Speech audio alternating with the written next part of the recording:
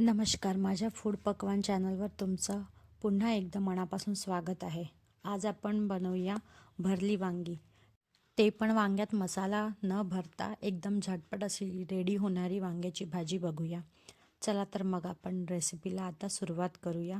पण त्याआधी जर तुम्ही माझ्या चॅनलला लाईक, शेअर आणि सबस्क्राईब नसेल केलं तर आधी करून घ्या, कारण मी पण या चॅनलवर अगदी नवीन आहे. चला सुरुवात करूया. प्रथम आपण आधी वाटण्याची तयारी करूया. त्यासाठी मी इथे पॉटमध्ये 5 ते 6 लसूण पाकळ्या, अर्धा इंच आल्याचा तुकडा आणि थोडेसे वाळलेला खोबरं घालू. त्यानंतर आपण इथे 2 मीडियम आकाराचे कांदे रफली चॉप करून घालूया, कारण आपण याला छान पेस्ट फॉर्ममध्ये रेडी करणार आहोत.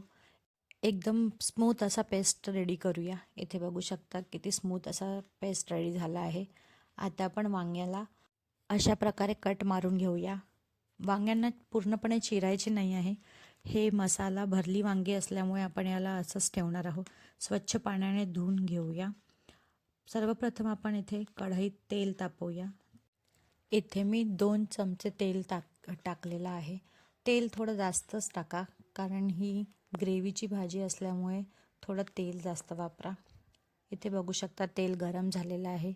तेल गरम झालं की आपण यात सर्वप्रथम टाकूया राई. राई व्यवस्थित तडतडली की त्यानंतर आपण यात घालूया जिरं. राई जिरं झालं की आपण यात लगेच टाकूया जो आपण वाटण रेडी करून घेतला आहे तो यात आपण सोडूया. वाटणाला व्यवस्थित मिक्स करून घेऊ. जोपर्यंत की हे वाटण थोडंसं ब्राऊन कलरचं होत नाही तोपर्यंत आपण याला तेलात परतून घेऊया. या वाटणाला शिजायला थोडा जास्त वेळ लागतो आणि मंद आचेवर याला आपण परतून घेऊया, म्हणजे की याचा टेस्ट आणखीच छान वाटेल. यात वरून आपण थोडं घालूया कस्तुरी मेथी. कस्तुरी मेथी ॲड केलं की यानंतर आपण याला कवर करून एक 5 मिनटं होऊ देऊया. यानंतर आपण यात घालूया थोडे बेसिक मसाले, जसं की हळद, धनेपूड, गरम मसाला, गोडा मसाला आणि लाल तिखट. लाल तिखट मी इथे काश्मीरी वापरत आहे, त्यामुळे मी इथे 1.5 चम्मच लाल तिखट वापरत आहे. तुम्ही तुमच्या चवीनुसार कमी जास्त करून घेऊ शकता. हे तिखट जास्त तिखट नसल्यामुळे इथे मी थोडं जास्त घालत आहे. यात आता ॲड करूया आपण चवीपुरतं मीठ. मीठ घातल्यानंतर आपण हे एकजीव करून घेऊ व्यवस्थितपणे आणि याला थोडा वेळ कुक होऊ देऊ. जोपर्यंत की थोडंसं हे शिजलं जात नाही तोपर्यंत आपण याला शिजवून घेऊ. यात मी थोडंसं टाकते पाणी. ते पण आपण वाटण केलेलं होतं त्याच भांड्यात मी इथे पाणी टाकते. पाणी घातलं की आपण याला कवर करून एक 2 मिनटं वाफेवर होऊ देऊया. मसाले व्यवस्थित झाले की आपण आता याच्यात ॲड करूया चॉप केलेला टोमॅटो.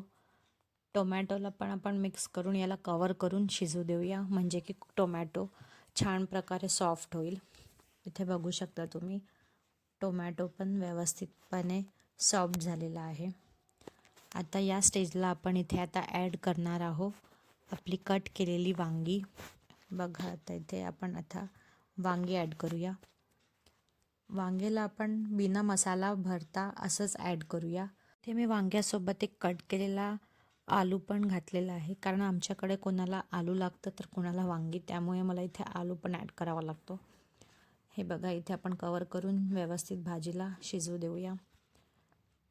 आता एकदा पण इथे भाजी चालवून घेऊ. इथे बघा छान मसाल्यात ही भाजी व्यवस्थित झालेली आहे. आता आपण याच्यात अगदी थोडं पाणी ॲड करूया, म्हणजे की मसाला चिकटणार नाही आणि वांगी पण व्यवस्थित शिजली जाईल. बघा इथे अगदी थोडं पाणी वापरायचं आहे. फक्त हा मसाला जळला नाही पाहिजे इतपत पाणी घालायचं आहे आणि परत याला कवर करून आपण एक 5 ते 10 मिनटं व्यवस्थित वांगी शिजू देऊया. चला 10 मिनटं झाली. आपण आता चेक करूया. तुम्ही इथे बघू शकता वांगी आणि बटाटे हे एक ऑलमोस्ट 85% कुक झालेले आहे. आता आपण याच्यात ॲड करूया पाणी.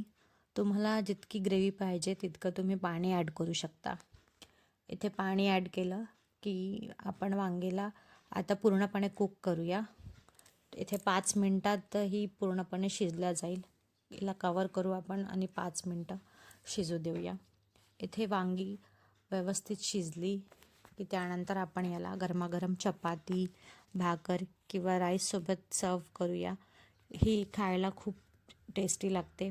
तुम्ही एकदा ट्राय करून बघा, नक्कीच आवडेल.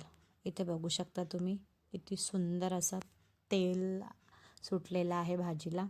आणि भाजी बघा दिसायला पण किती सुरेख दिसते. तसं याचा स्मेल पण खूप सुंदर येतोय. एकदा तुम्ही अशी बिना भरलेली झटपट अशी भरली वांगी तयार करून नक्की बघा. तुम्हालाही खूप आवडेल. आणि मला पण शेअर करा की तुम्हाला कशी वाटली माझी ही भरली वांगी. बाय.